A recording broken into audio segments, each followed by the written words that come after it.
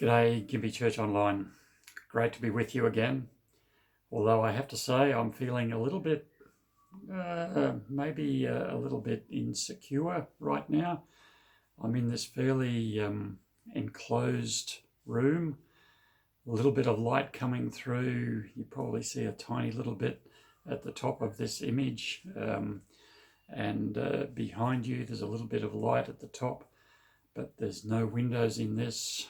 The door is shut, and it's actually shut from the outside, so I can't get out, not without making a lot of noise and a lot of probably a lot of damage as well. And it reminds me, and I guess the reason I'm coming to you from here right now is because it reminds me of a story that is recorded for us in our Old Testament. It's from the book of Judges.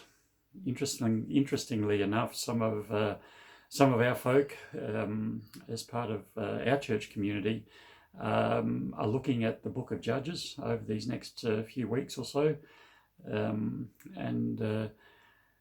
this story comes from the 6th chapter of that quite interesting book of our Old Testament. Judges, as the name implies, talks about a whole lot of judges. I think if you include Samuel, there's actually 17 of them throughout the book of Judges, and one is a prophet, one is a priest. Eli was the priest. The prophet was Samuel. The rest were judges.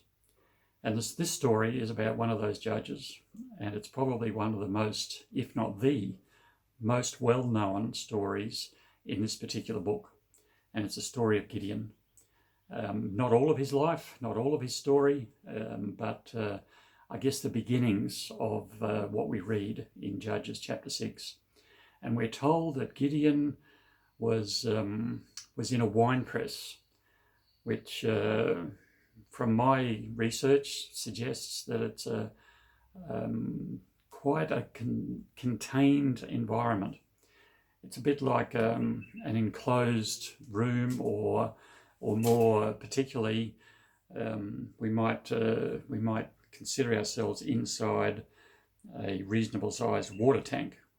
That's probably the sort of thing that he's in, and he's in there and he's threshing wheat. Well, I can't do that because I don't have any wheat and I don't have the right equipment. But you can imagine that he's working away, and he's in there because he doesn't want the Midianites to find him or the wheat, because they might pinch the wheat, and who knows what they might do to him. So he's hiding. And let me read just a couple of verses from, starting from verse 12 of Judges chapter 6, and it says, "And the angel of the Lord appeared to him and said to him," that is Gideon, "The Lord is with you, O valiant warrior." This guy was a warrior. He was a soldier, if you like. And yet he's running scared inside a big vat, trying to hide from the Midianites. And then Gideon said to him, that is, said to the Lord, "Oh my Lord, if the Lord is with us, why then has all this happened to us?" It's an interesting question, isn't it? And I suspect that many of us, and I'll be honest, I have asked a similar question in these recent 10, 11, 12 weeks or so. Let me read it again. "Oh my Lord, if the Lord is with us, why then has all this happened to us? And where are all the miracles which our fathers told us about? Did not the Lord bring us up from Egypt?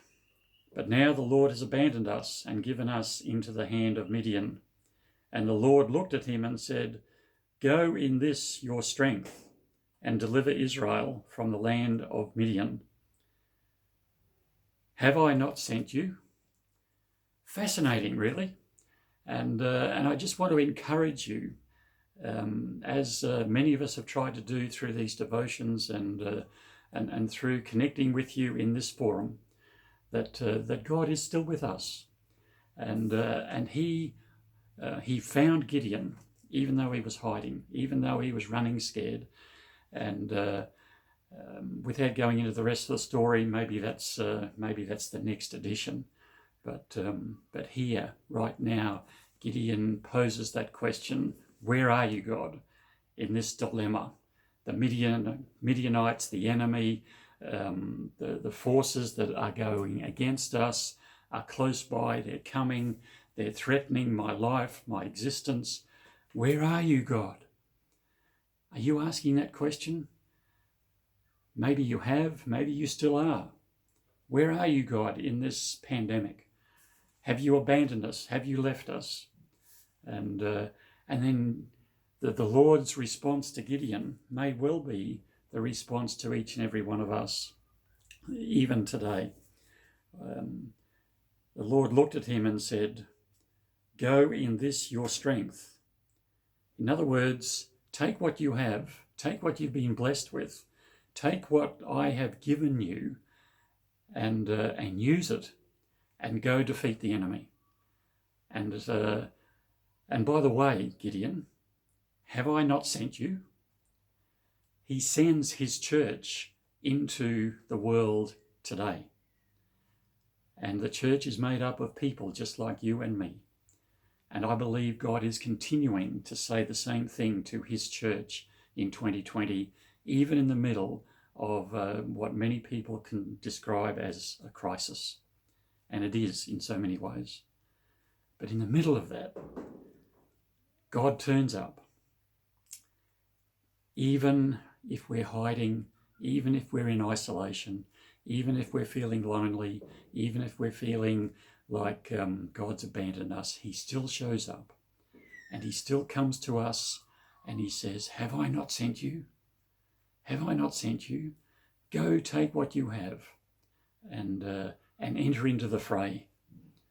And there's so much about that I could share with you, but that's for another time. So be encouraged. God hasn't abandoned us. He is with us. He will find you wherever you are and in whatever frame of mind you might be, even tonight, today, tomorrow, next week, next month. And he continues to encourage us and continues to ask us the question, have I not sent you? He has. What's your response? What's our response as church? God bless you. Until next time, have a great day, great night, whenever you might be viewing this. For me, I'm going to do my best to get out of this enclosed environment because it's doing my head in. God bless. See you next time.